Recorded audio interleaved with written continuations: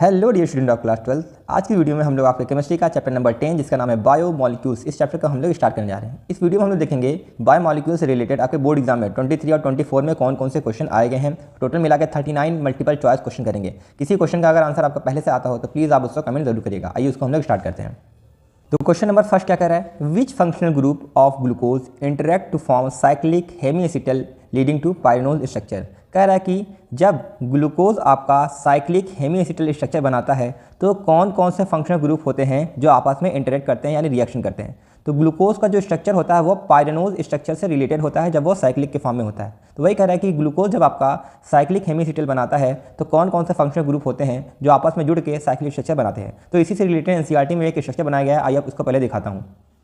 तो देखिए इसी स्ट्रक्चर को आप ध्यान से देखिए, ये जो है ये आपका ग्लूकोज का ओपन चेन स्ट्रक्चर है, ठीक है।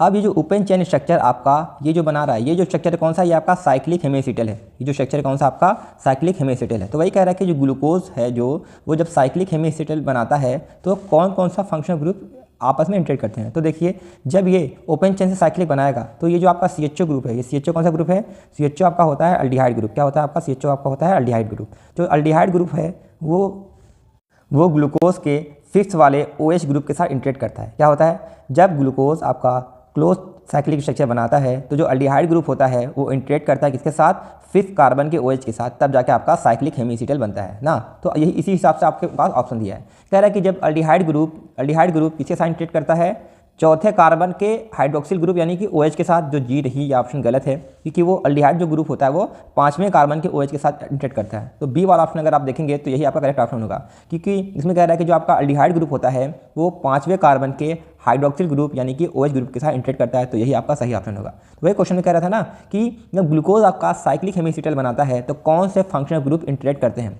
तो जब ग्लूकोज आपका साइक्लिक स्ट्रक्चर बनाता है तो जो अल्डिहाइड ग्रुप होता है उसका कार्बन इंटरेक्ट करता है आपके फिफ्थ वाले कार्बन के OH यानी कि हाइड्रोक्सिल ग्रुप के साथ। तो यानी कि अल्डिहाइड और पांचवा कार्बन पे लगा OH, यही का है आपका करेक्ट ऑप्शन है। तो ये आपका बी वाला ऑप्शन करेक्ट होगा। आइए अगला क्वेश्चन देखते हैं। तो देखिए क्वेश्चन नंबर सेकंड क्या कह रहा है, 2 among the 3 component of DNA are beta D2 deoxyribose and a heterocyclic base. The third component is। कह रहा है कि जो DNA होता है ना वो 3 कंपोनेंट से मिलके बना होता है। जो DNA होता है आपका वो 3 कंपोनेंट से मिलके बना होता है जिसमें से 2 कंपोनेंट दिया गया है। वो 2 कंपोनेंट कौन कौन से हैं, पहला है आपका बीटा D2 डीऑक्सीराइबोस, ये आपका हो गया पहला कंपोनेंट, और दूसरा कंपोनेंट दिया है हेट्रोसाइक्लिक बेस। तो DNA 3 कंपोनेंट से बना होता है जिसमें से 2 पहले से दिया है, बीटा D2 डीऑक्सीराइबोस और हेट्रोसाइक्लिक बेस। तो वही कह रहा है कि तो तीसरा चीज़ क्या होगा, 2 तो दिया है तो तीसरा क्या होगा, क्या वो एडेनिन हो सकता है, फास्फोरिक एसिड हो सकता है, सल्फ्यूरिक एसिड हो सकता है कि यूरेसिल हो सकता है। तो देखिए पहले समझिए DNA किस किस चीज़ से मिलकर बना होता है उसके बारे में समझ लो। जो आपका DNA होता है वो 3 चीज़ से मिलकर बना होता है। वो 3 चीज़ क्या क्या होते हैं, वो 3 चीज़ है आपका पेंटोज शुगर, ये क्या होता है आपका पेंटोज शुगर होता है, ठीक है। और दूसरा क्या होता है नाइट्रोजिनस बेस, तीसरा क्या होता है फास्फोरिक एसिड। यही 3 चीज़ होते हैं जिससे मिलकर आपका DNA बना होता है ना। तो देखो बीटा D2 ऑक्सीराइबोज क्या है आपका, ये आपका है शुगर, ये क्या है आपका शुगर यानी कि पेंटोज शुगर होता है, ठीक है। और दूसरा चीज़ क्या है हेट्रोसाइक्लिक बेस। हेट्रोसाइक्लिक बेस का मतलब क्या होता है नाइट्रोजिनस बेस। तो ये 2 चीज़ तो पहला दिया हुआ है। तीसरा चीज़ क्या नहीं दिया है आपका फास्फोरिक एसिड नहीं दिया है ना। तो फास्फोरिक एसिड ही आपका करेक्ट ऑप्शन होगा। यानी जो आपका DNA होता है वो बना होता है बीटा D2 डीऑक्सीराइबोज जिसको हम लोग पेंटोज शुगर बोलते हैं, दूसरा होता है हेट्रोसाइक्लिक बेस जिसको हम लोग नाइट्रोजिनस बेस कहते हैं, और तीसरा होता है आपका फास्फोरिक एसिड। तो वही कह रहा है कि तीसरा कंपोनेंट क्या होगा, तो तीसरा कंपोनेंट होगा आपका फास्फोरिक एसिड। आइए अगला क्वेश्चन देखते हैं। क्वेश्चन नंबर 3 कह रहा है कि the specific sequence in which amino acids are arrange in a protein is called. कह रहा है कि जो आपका प्रोटीन होता है ना, प्रोटीन में क्या होता है, प्रोटीन में जो अमीनो एसिड एक सीक्वेंस में मिलके अरेंज होते हैं तो जो स्ट्रक्चर बनता है उसको हम लोग क्या बोलते हैं ना। तो देखो प्रोटीन जो होता है वो क्या होता है अमीनो एसिड से मिलकर बने होते हैं। जो प्रोटीन होता है आपका एक अमीनो एसिड का सीक्वेंस होता है, ठीक है। तो ये जो प्रोटीन अमीनो एसिड के सीक्वेंस से मिलकर एक चेन बनाते हैं, ये कौन सा स्ट्रक्चर होता है, ये आपका होता है प्राइमरी स्ट्रक्चर ऑफ प्रोटीन। क्या होता है प्राइमरी स्ट्रक्चर ऑफ प्रोटीन। तो जो प्राइमरी स्ट्रक्चर ऑफ प्रोटीन होता है वो अमीनो एसिड के सीक्वेंस से मिलकर बना होता है। तो बी वाला ऑप्शन आपका बिल्कुल करेक्ट ऑप्शन होगा। तो कह रहे हैं the specific sequence in which amino acid are arrange in a protein is called.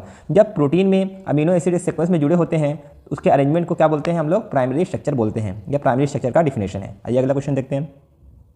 Question number 4 कह रहा है कि न्यूक्लियोटाइड्स आर कंपोज्ड ऑफ। जो न्यूक्लियोटाइड होता है वो किससे मिलकर बना होता है, आपके पास 4 ऑप्शन है। तो देखिए आपके पास 2 तरह के है जो कंपोनेंट जो डीएनए में पाए जाते हैं, एक तो होता है न्यूक्लियोटाइड, एक होता है न्यूक्लियोसाइड। पहले आइए उसके बारे में देखते हैं कि होता क्या है।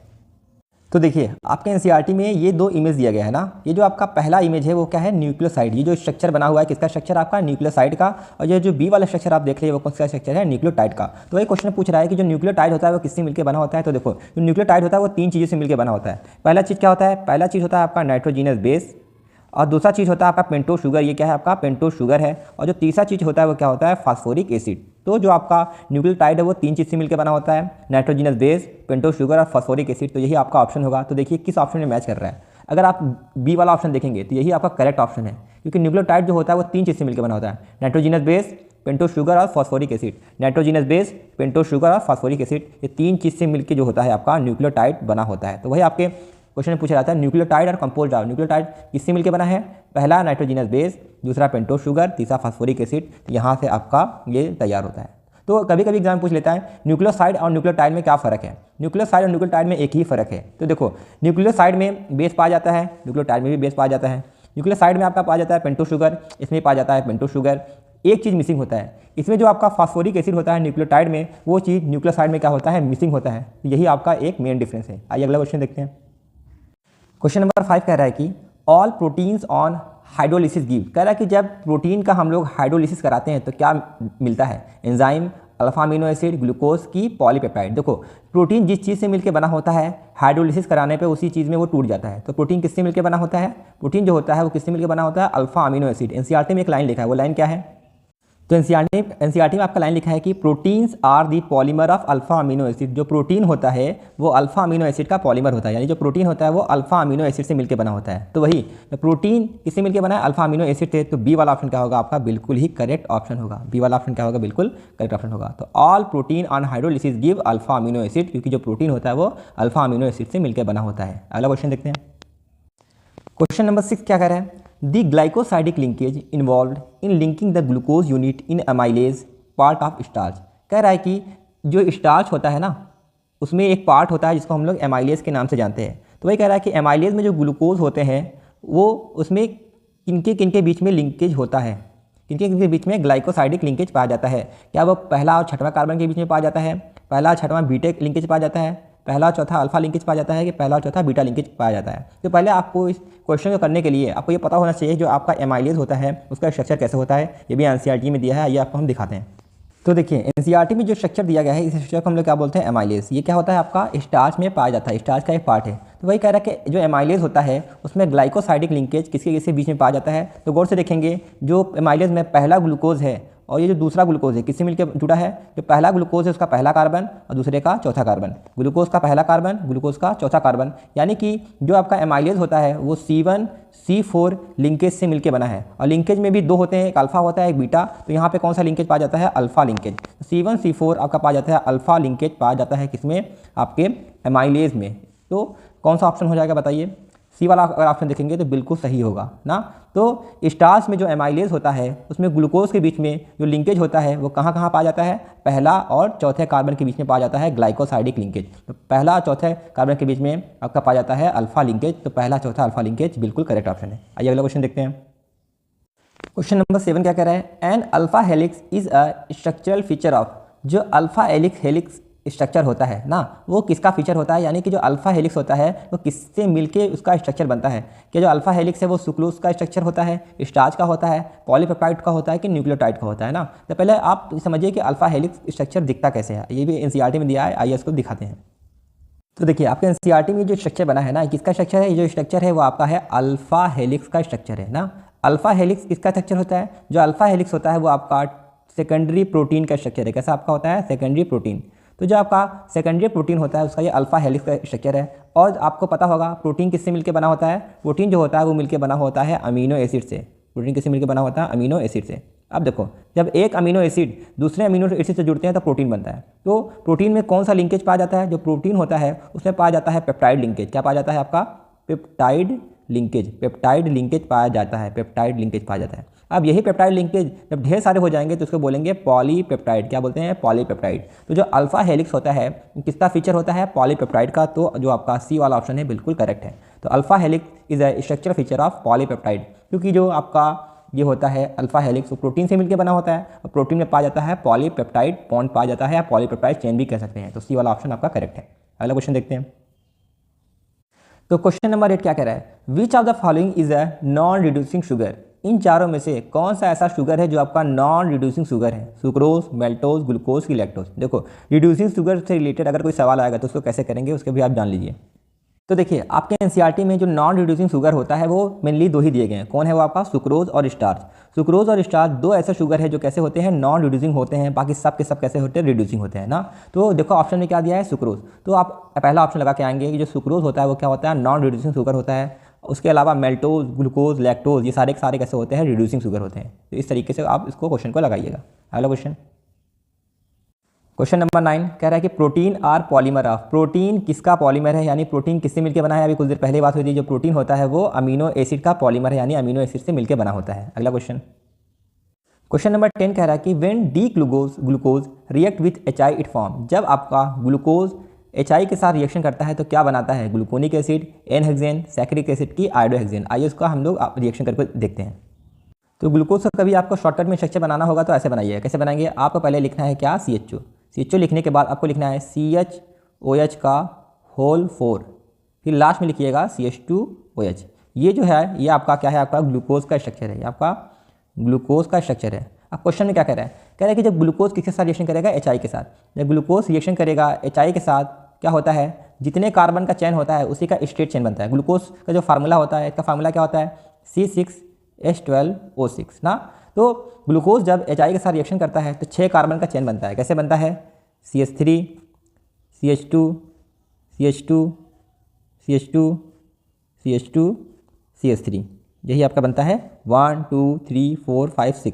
तो जब ग्लूकोज HI के साथ रिएक्शन करता है तो आपका बनता है 6 कार्बन का चेन। इसको हम लोग क्या बोलते हैं, एन हेक्सेन। क्या बोलते हैं, n hexane. Sir n hexane क्यों बोलते हैं, देखो हेक्स का मतलब होता है 6 कार्बन का चेन, एन का मतलब होता है सिंगल बॉन्ड, और एन का मतलब ये है कि वो स्ट्रेट चेन में आ जाता है। तो जब 6 कार्बन का स्ट्रेट चेन होगा तो उसमें हम लोग क्या बोलेंगे, नाम एन हेक्सेन। ग्लूकोज HI के साथ रिएक्शन करता है तो एन हेक्सेन बनता है। तो कहाँ पे ऑप्शन है बताइए, कौन सा ऑप्शन सही है। तो अगर बी वाला ऑप्शन देखेंगे तो बिल्कुल करेक्ट है। When D glucose react with HI it form n hexane. असल में क्या होता है, जो आपका HI होता है ना, ये होता है आपका रिड्यूसिंग एजेंट। क्या होता है आपका, रिड्यूसिंग एजेंट। ये रिड्यूसिंग एजेंट ग्लूकोज को रिड्यूस कर देता है किसमें, एन हेक्सेन में। तो यही आपका करेक्ट आंसर है। आइए अगला क्वेश्चन देखते हैं। क्वेश्चन नंबर 11 कह रहा है कि on hydrolysis which of the following carbohydrate give only glucose. कह रहा है कि इन चारों में से, ये जो चारों के चारों कार्बोहाइड्रेट दिए गए हैं, इनका जब हम लोग हाइड्रोलिसिस करते हैं तो कौन ऐसा कार्बोहाइड्रेट है जो सिर्फ और सिर्फ ग्लूकोज बनाएगा। इन चारों में से कौन सा ऐसा कार्बोहाइड्रेट है जिसका हम लोग हाइड्रोलिसिस यानी कि वाटर के साथ रिएक्शन कराएंगे तो सिर्फ और सिर्फ ग्लूकोज देगा ना। तो पहले समझिए ये जो आपके कार्बोहाइड्रेट दिए गए हैं ये किससे मिलकर बने हैं, इसके बारे में पहले आप जानिए। तो देखिए जो आपका पहला ऑप्शन है स्टार्च। स्टार्च किससे मिलकर बना होता है, जो स्टार्च है वो सिर्फ और सिर्फ ग्लूकोज से मिलकर बना है। जो फ्रक्टोज है वो सिर्फ और सिर्फ फ्रक्टोज से मिलकर बना है। जो लैक्टोज है वो दो चीज़ से मिलकर बना है, गैलेक्टोज और ग्लूकोज। और जो सुक्रोज होता है वो ग्लूकोज और फ्रक्टोज से मिलकर बना होता है ना। तो वही कह रहा है कि कौन सा ऐसा कार्बोहाइड्रेट है जो सिर्फ ग्लूकोज से मिलकर बना है। तो स्टार्च वो कार्बोहाइड्रेट है जो सिर्फ और सिर्फ ग्लूकोज से मिलकर बना है। तो स्टार्च ही आपका सही ऑप्शन होगा। सुक्रोज नहीं हो सकता क्योंकि सुक्रोज जो होता है वो ग्लूकोज और फ्रक्टोज से मिलकर बना होता है। तो ये तो ऑप्शन गलत हो गया। लैक्टोज भी नहीं हो सकता है क्योंकि लैक्टोज जो है वो ग्लूकोज और गैलेक्टोज से मिलकर बना है। तो कौन सा ऐसा कार्बोहाइड्रेट है जो सिर्फ और सिर्फ ग्लूकोज से मिलकर बना है, वो आपका है starch. Starch is only made up of glucose. तो ये ऑप्शन आपका करेक्ट है। अगला क्वेश्चन देखते हैं। क्वेश्चन नंबर 12 कह रहा है कि helical structure of protein is stabilise by. कह रहा है कि प्रोटीन का जो हेलिकल स्ट्रक्चर होता है वो किसके थ्रू स्टेबलाइज होता है, आयनिक बॉन्ड के थ्रू, कोवैलेंट बॉन्ड के थ्रू, हाइड्रोजन बॉन्ड के थ्रू कि वैन डर वाल्स फोर्स के थ्रू। पहले समझिए कि जो प्रोटीन का हेलिकल स्ट्रक्चर है वो दिखता कैसे है। तो देखिए ये जो स्ट्रक्चर है ना, ये आपका है हेलिकल स्ट्रक्चर ऑफ प्रोटीन, जिसको हम लोग अल्फा हेलिक्स भी बोलते हैं ना। अल्फा हेलिक्स क्या है, आपका हेलिकल स्ट्रक्चर ऑफ प्रोटीन है। तो वही कह रहा है कि ये जो स्ट्रक्चर है किसके थ्रू स्टेबलाइज है। आप देखेंगे ये जो डॉटेड आपका बॉन्ड दिख रहा है ना, ये आपका जो डॉटेड बॉन्ड दिख रहा है ऑक्सीजन और हाइड्रोजन के बीच में, ऑक्सीजन और हाइड्रोजन के बीच में, ऑक्सीजन और हाइड्रोजन के बीच में ये जो बॉन्ड दिख रहा है ये कौन सा बॉन्ड है, ये आपका होता है हाइड्रोजन बॉन्ड। क्या होता है आपका, हाइड्रोजन बॉन्ड। तो जो अल्फा हेलिक्स होता है वो हाइड्रोजन बॉन्ड के थ्रू क्या होते हैं, स्टेबलाइज होते हैं। तो वही कह रहा है कि helical structure of protein stabilise by. तो आंसर हो जाएगा आपका हाइड्रोजन बॉन्ड। किस ऑप्शन में हाइड्रोजन बॉन्ड है बताइए, ये सी वाला ऑप्शन में क्या है आपका हाइड्रोजन बॉन्ड। तो अल्फा हेलिक्स स्ट्रक्चर जो होता है प्रोटीन का इसके साथ स्टेबलाइज होता है हाइड्रोजन बॉन्ड के थ्रू। इस स्ट्रक्चर में आप देख सकते हैं। अगला क्वेश्चन देखते हैं। क्वेश्चन नंबर 13 कह रहा है कि in the ring structure of glucose the anomeric carbon. कह रहा है कि ग्लूकोज का जो रिंग स्ट्रक्चर होता है, जो साइक्लिक स्ट्रक्चर होता है, उसमें एनोमेरिक कार्बन कौन होता है ना। तो पहले देखिए ग्लूकोज के जो रिंग स्ट्रक्चर होते हैं वो दो टाइप के होते हैं, पहला होता है अल्फा, दूसरा होता है बीटा ना। आइए तो पहले देखते हैं कि ये दिखता कैसे है। तो देखिए इस स्ट्रक्चर में आपको इस इमेज में आपको दो तरह के स्ट्रक्चर दिख रहे हैं ना। ये जो पहला स्ट्रक्चर देख रहे हैं ये आपका है अल्फा डी ग्लूकोज, और ये दूसरा स्ट्रक्चर है वो कौन सा आपका है, बीटा डी ग्लूकोज। तो जो ग्लूकोज का रिंग स्ट्रक्चर होता है वो दो तरीके का होता है, पहला होता है अल्फा, दूसरा होता है बीटा। अब देखो क्वेश्चन में क्या कह रहा है कि एनोमेरिक कार्बन क्या होता है। एनोमेरिक कार्बन क्या होता है, देखो अगर आप ग्लूकोज का पहला वाला कार्बन देखेंगे, पहला वाले कार्बन, तो अल्फा वाले में पहले कार्बन पे H ऊपर है और OH क्या है, नीचे है, ठीक है। और बीटा वाले में पहला कार्बन देखो, बीटा में जो पहला कार्बन है उसमें OH ऊपर है, H क्या है, नीचे है, ठीक है। अब दूसरा कार्बन देते हैं, दूसरे में H ऊपर है, OH नीचे है, और दूसरे वाले में H ऊपर है, OH नीचे है ना। तो ग्लूकोज का कोई भी कार्बन उठा के देख लेंगे, दूसरा, तीसरा, चौथा, पाँचवा, दूसरा, तीसरा, चौथा, पाँचवा, सबका स्ट्रक्चर क्या है, सेम है। लेकिन पहला कार्बन अगर देखेंगे, पहले कार्बन में अल्फा में H ऊपर है, OH नीचे है, बीटा में OH ऊपर है, H नीचे है ना। तो जब जिस कार्बन पे कन्फिग्रेशन क्या हो, चेंज हो, जिस कार्बन पे कन्फिग्रेशन चेंज हो उसे बोलेंगे एनोमेरिक कार्बन। तो ग्लूकोज के साइक्लिक स्ट्रक्चर में पहले कार्बन पे कन्फिग्रेशन क्या होता है, चेंज होता है, इसी को क्या बोलते हैं हम लोग, एनोमेरिक कार्बन बोलते हैं, एनोमेरिक कार्बन बोला जाता है। तो अब क्वेश्चन को देखिए, कह रहा है कि ग्लूकोज के रिंग स्ट्रक्चर में एनोमेरिक कार्बन कौन है, वो आपका है पहला वाला कार्बन। तो पहला वाला कार्बन आपका सही आंसर होगा, तो डी वाला ऑप्शन करेक्ट होगा। पहले वाले कार्बन पे जो है वो आपका कन्फिग्रेशन चेंज है, बाकी दूसरे पे H ऊपर OH नीचे, H ऊपर OH नीचे, तीसरे पे OH ऊपर H नीचे, तीसरे पे OH ऊपर H नीचे, चौथे पे H ऊपर OH नीचे, चौथे पे H ऊपर OH नीचे, पाँचवें पे CH2OH ऊपर H नीचे, CH2OH ऊपर H नीचे ना। यानी कि दूसरे कार्बन से लेके पाँचवें कार्बन तक आपका कन्फिग्रेशन बिल्कुल सेम है, लेकिन पहले कार्बन पे क्या है, कन्फिग्रेशन डिफरेंट है। तो जिस कार्बन पे कन्फिग्रेशन डिफरेंट होता है उसी को बोलते हैं एनोमेरिक कार्बन। तो पहला कार्बन आपका सही ऑप्शन होगा। अगला क्वेश्चन देखते हैं, question number 14, which of the following structure represent alpha D glucose. इन चारों में से कौन सा ऐसा ग्लूकोज का स्ट्रक्चर है जो कि क्या दिखाता है, अल्फा डी ग्लूकोज। इन चारों में से कौन सा ऐसा स्ट्रक्चर है जो अल्फा डी ग्लूकोज है ना। तो देखो अल्फा, हमने बताया था ग्लूकोज का दो स्ट्रक्चर होता है, कौन कौन सा होता है, पहला होता है आपका अल्फा, दूसरा होता है बीटा। तो अल्फा और बीटे के स्ट्रक्चर कैसे याद करेंगे, आपको ऐसे याद करना है। कैसे याद करना है, आपको याद करना है below below above below. Sir below below above का बिलो का मतलब होता है, बिलो बिलो एबव का मतलब होता है बिलो का मतलब होता है आपका बिलो बिलो एबव बिलो। यानी कि अल्फा वाले में जो OH होगा कहाँ पाया जाएगा, below below above below. Alpha वाले में OH कहाँ पाया जाएगा, बिलो बिलो एबव बिलो। ये यानी कि ये आपका हो गया अल्फा का स्ट्रक्चर ना। बीटा में कहाँ पाया जाता है, बीटा में आपका पाया जाता है above below above below. Beta में जो OH है वो कहाँ पाया जाता है, above below above below. Beta में जो OH है वो कहाँ पाया जाता है, एबव बिलो एबव बिलो। यानी ये जो आपका ग्लूकोज है, आपका कौन सा वाला ग्लूकोज है, ये बीटा है ना। तो अल्फा ग्लूकोज में OH कहाँ कहाँ पाया जाता है, बिलो बिलो एबव बिलो, यानी नीचे नीचे ऊपर नीचे आपका OH पाया जाता है अल्फा वाले में। बीटा में OH कहाँ पाया जाता है, एबव बिलो यानी ऊपर नीचे आपका OH पाया जाता है। तो इस तरीके से आप अल्फा और बीटा को डिस्टिंग्विश कर सकते हैं। तो यानी ए वाला ही आपका ऐसा ग्लूकोज है जो कौन सा है, आपका अल्फा ग्लूकोज। क्योंकि अल्फा ग्लूकोज में पहले कार्बन पे OH नीचे होगा, दूसरे पर भी OH नीचे होता है, तीसरे पे आपका ऊपर होता है, चौथे पे नीचे होता है। Below below above below OH पाया जाता है आपका अल्फा वाले में। तो पहला ऑप्शन करेक्ट होगा। अगला क्वेश्चन देखते हैं, क्वेश्चन नंबर 15 क्या कह रहा है कि on hydrolysis which of the following carbohydrate give only glucose. इन चारों में से कौन सा ऐसा कार्बोहाइड्रेट है जिसका हाइड्रोलिसिस यानी कि वाटर के साथ रिएक्शन कराने पे सिर्फ और सिर्फ ग्लूकोज देगा ना। तो वो कौन सा हो सकता है, पहले आप देखिए कि जो आपका दिया गया है कार्बोहाइड्रेट कौन किससे मिलकर बना है।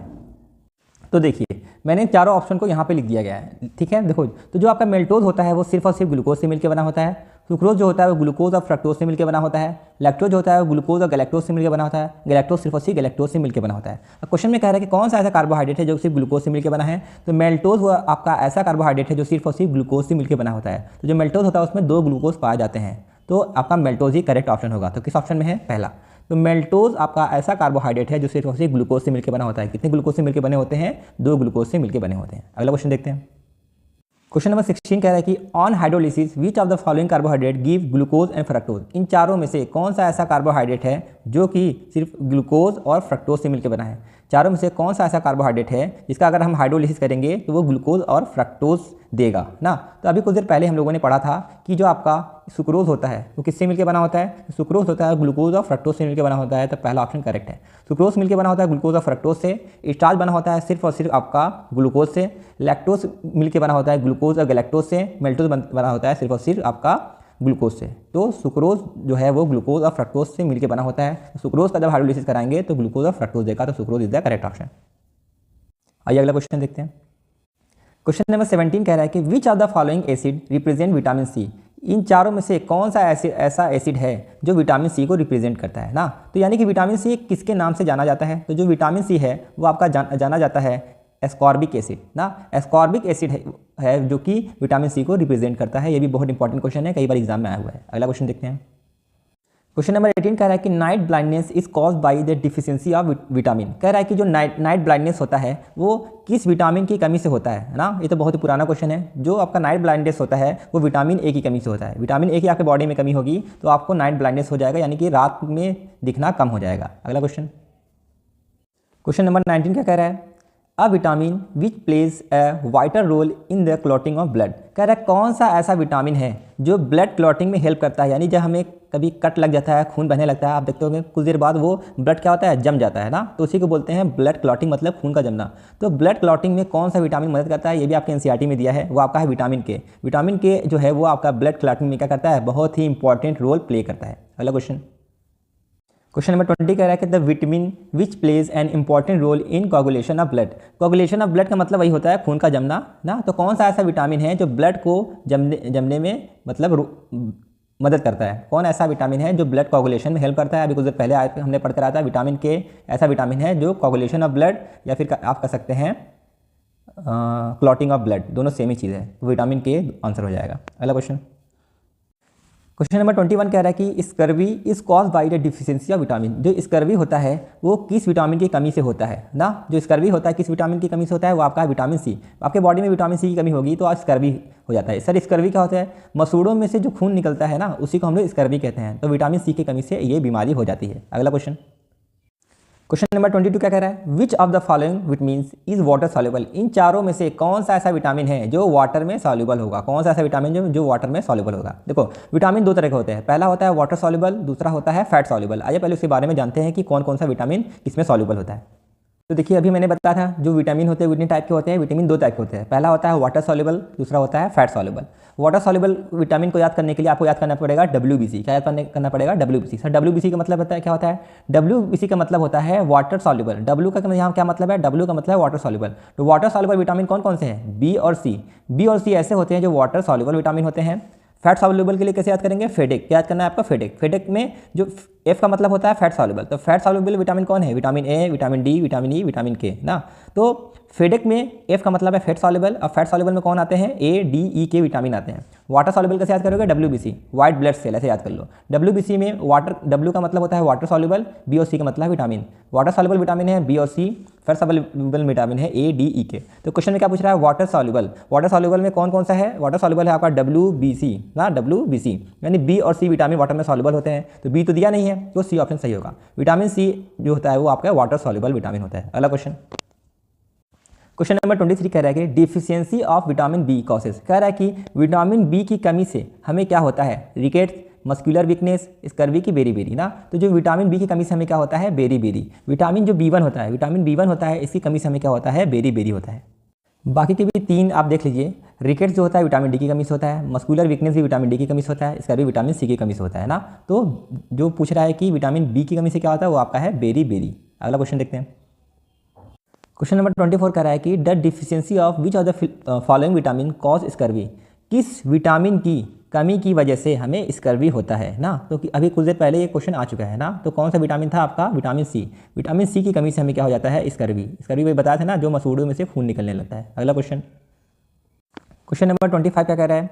Deficiency of which of the following vitamin cause pernicious anaemia. कह रहा है कि किस विटामिन की कमी की वजह से हमें पर्नीशियस एनीमिया हो जाता है। ये क्या होता है सर? ये आपका हेमोग्लोबिन में रेड ब्लड सेल की कमी की हम लोग बोलते हैं पर्नीशियस एनीमिया। ये कौन सा विटामिन की कमी से होता है? तो आपने एनसीईआरटी में दिया है विटामिन B12। क्या आपका? Vitamin B12। विटामिन B12 की कमी से हमें ये डिजीज हो जाता है। अगला क्वेश्चन देखते हैं। क्वेश्चन नंबर 26 क्या कह रहा है, the deficiency of which of the following vitamins cause rickets, किस विटामिन की कमी से क्या होता है रिकेट्स। रिकेट्स का मतलब क्या होता है, हड्डियों का कमजोर होना। किस विटामिन की कमी की वजह से हमारे जो बोन्स होते हैं वो वीकनेस हो जाते हैं। आपका बहुत सुना होगा आप लोगों ने विटामिन डी की कमी की वजह से हमें रिकेट्स हो जाता है। अगला क्वेश्चन, क्वेश्चन नंबर 27 कह रहा है कि hydrolysis of sucrose is called, sucrose का जब हम हाइड्रोलिसिस करते हैं तो उसको क्या बोलते हैं, इन्वर्जन, हाइड्रेशन, स्टेरिफिकेशन की सेपोनिफिकेशन। तो आपका आंसर हो जाएगा इन्वर्जन। सुक्रोज को हाइड्रोलिसिस को हम लोग इन्वर्जन बोलते हैं। इसका रीजन आप लोग जानना चाहते हैं तो इसका रीजन भी हम बता दे रहे हैं।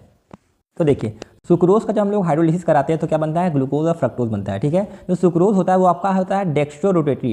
डेक्स्ट्रोरोटेटरी का मतलब ये होता है कि ये लाइट को जो होता है वो क्लॉकवाइज डायरेक्शन में रोटेट कराता है। ठीक है, अब देखो जैसे इसका हाइड्रोलिसिस कराएंगे, हाइड्रोलिसिस कराने के बाद ये जो आपका ग्लूकोज और फ्रक्टोज का सॉल्यूशन तैयार हुआ है ना, ये कैसा होता है, लीवोरोटेटरी। लीवोरोटेटरी का मतलब ये जो होता है ये आपके लाइट को एंटी क्लॉकवाइज डायरेक्शन में रोटेट कराता है। तो सुक्रोज कराता है क्लॉकवाइज में और उसका सॉल्यूशन कराता है एंटी क्लॉकवाइज में। तो जो इसमें लाइट का रोटेशन क्या हो गया है, इन्वर्ट हो गया है ना। लाइट का रोटेशन क्या हो गया, इन्वर्ट। यहाँ पहले क्लॉकवाइज था, ये एंटी क्लॉकवाइज हो गया। इस वजह से उसका नाम रखा गया है इन्वर्जन शुगर, क्योंकि वो लाइट के डायरेक्शन को क्या करता है, रोटेट कर देता है हाइड्रोलिसिस के पहले और हाइड्रोलिसिस के बाद। अगला क्वेश्चन देखते हैं। क्वेश्चन नंबर 28 कह रहा है कि which of the following statement is not true about glucose. इन चारों में से कौन सा ऐसा स्टेटमेंट है जो ग्लूकोज के लिए सही नहीं है, यानी कि इन चारों में से कौन सा स्टेटमेंट है जो ग्लूकोज के लिए फॉल्स है, कौन सा स्टेटमेंट हमें गलत है वो देखना है। पहला क्वेश्चन है कि it is an aldose hexose, जो ग्लूकोज होता है वो एल्डो हेक्सोज होता है। जी हाँ, ये बात बिल्कुल सही है। एल्डो का मतलब होता है एल्डिहाइड, हेक्सोज का मतलब होता है 6 कार्बन का चेन। तो जो ग्लूकोज होता है उसमें एल्डिहाइड भी पाया जाता है और 6 कार्बन का चेन भी पाया जाता है। तो glucose is an Aldo hexose, ये स्टेटमेंट सही है, लेकिन हमें गलत वाला देखना है। अगला बी क्या करें, on heating with HI it form n hexane. Glucose को जो हम लोग HI के साथ हीट करते हैं वो एन हेक्सेन बनाता है, ये बात भी बिल्कुल सही है। सी वाला क्या करें, it is present in pyranose form, जो ग्लूकोज होता है पायरेनोज स्ट्रक्चर के फॉर्म में प्रेजेंट होता है, ये भी बात बिल्कुल सही है। डी क्या कह रहा है, इट गिव 2,4 DNP टेस्ट, जो ग्लूकोज होता है वो DNP टेस्ट देता है। तो जी नहीं, ग्लूकोज जो होता है वो 2,4 DNP टेस्ट नहीं देता है। तो डी वाला ऑप्शन करेक्ट है ना। ग्लूकोज के साइक्लिक फॉर्म में उसका CHO ग्रुप फ्री नहीं होता है। क्या होता है, CHO ग्रुप फ्री नहीं होता है। CHO ग्रुप 2,4 DNP टेस्ट वही देते हैं जिसके पास होता है फ्री CHO ग्रुप ना। ग्लूकोज के साइक्लिक स्ट्रक्चर में CHO ग्रुप फ्री नहीं होता है, इसलिए वो 2,4 DNP टेस्ट नहीं देते हैं। ये क्वेश्चन में क्या दिया है, 2,4 DNP टेस्ट देते हैं। तो ये ऑप्शन क्या हो गया, गलत हो गया। तो कौन सा स्टेटमेंट गलत था, इट गिव 2,4 DNP टेस्ट, ये स्टेटमेंट गलत है, जबकि वो DNP टेस्ट नहीं देता है। अगला क्वेश्चन देखते हैं।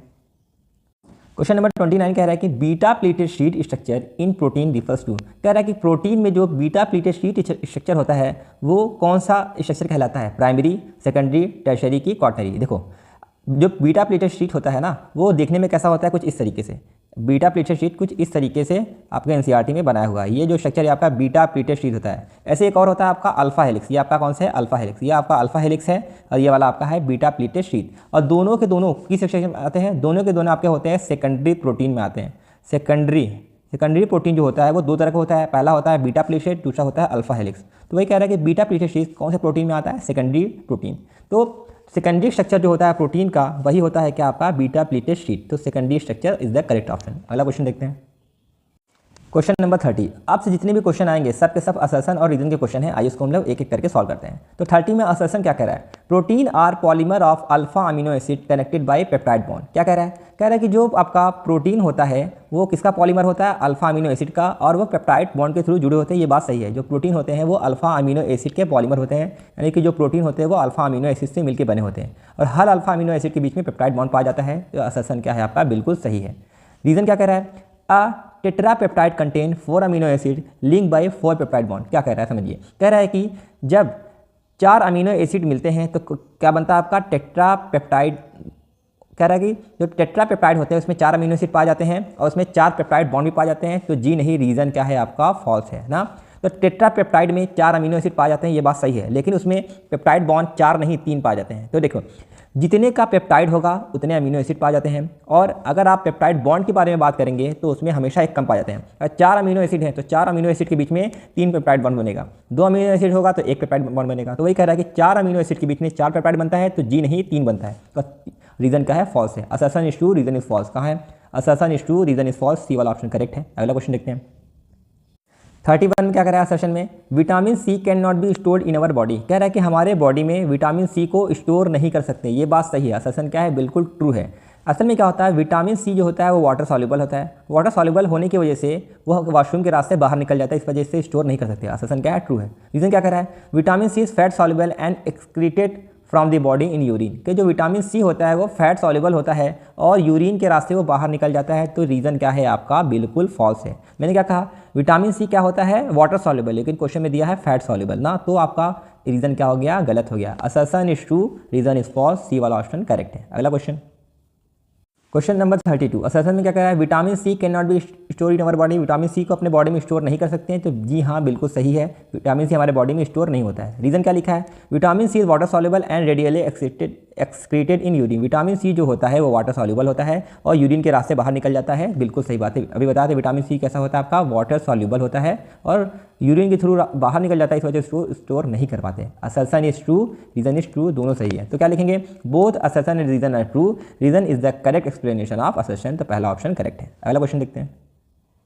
क्वेश्चन नंबर 32 को बहुत ही गौर से देखिएगा, बहुत ही डीप क्वेश्चन है। 33 क्या कर रहा है असर्शन में, D plus glucose is dextro rotatory, जो डी प्लस ग्लूकोज होता है वो डेक्स्ट्रो रोटेटरी होता है। जी हाँ, तो देखो प्लस साइन का मतलब होता है डेक्स्ट्रो, प्लस का साइन क्या होता है, डेक्स्ट्रो, तो जो डेक्स्ट्रो वाला कंपाउंड होता है उसको हम लोग बोलते हैं डेक्स्ट्रो रोटेटरी। तो ये बात बिल्कुल सही है, असर्शन क्या है, ट्रू है। जो ग्लूकोज होता है वो डेक्स्ट्रो रोटेटरी होता है, मतलब वो लाइट को क्लॉकवाइज डायरेक्शन में रोटेट करता है। अब देखो जो डेक्स्ट्रो होता है उसको हम लोग किससे लिखते हैं, या तो स्मॉल डी से लिखते हैं या तो प्लस साइन से हम लोग उसको डिनोट करते हैं, ठीक है।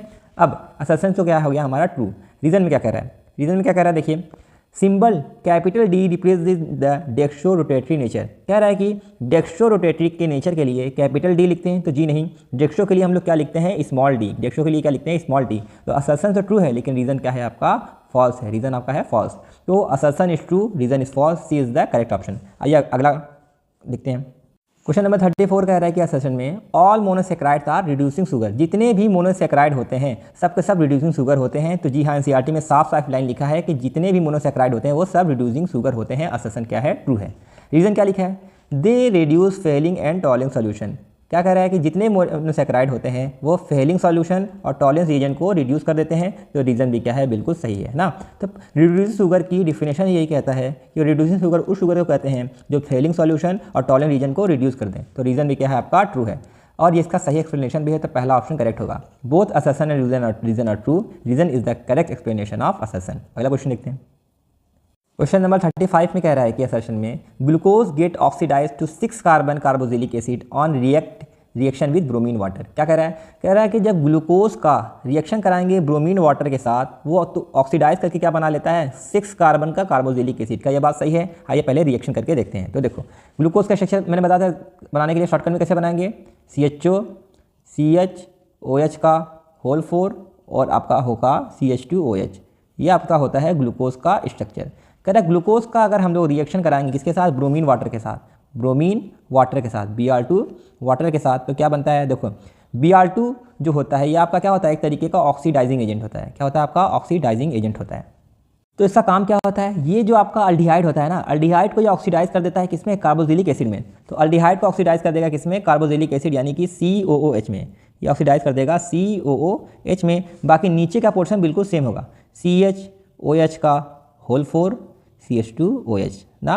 तो वही कह रहा है आपके क्वेश्चन में कि जो आपका ग्लूकोज होता है उसका जब ब्रोमीन वाटर के साथ रिएक्शन कराएंगे तो 6 कार्बन का कार्बोक्सिलिक एसिड बनेगा। तो ग्लूकोज का जब हम लोग ब्रोमीन वाटर के साथ रिएक्शन कराएंगे तो वो 6 कार्बन का कार्बोक्सिलिक एसिड बनाता है। देखो 4 कार्बन तो इधर हो गया, 6 कार्बन का बनाता है कार्बोक्सिलिक एसिड, यानी कि असर्शन क्या है, बिल्कुल ट्रू है। असर्शन क्या है आपका, ट्रू है। आइए रीज़न देखते हैं।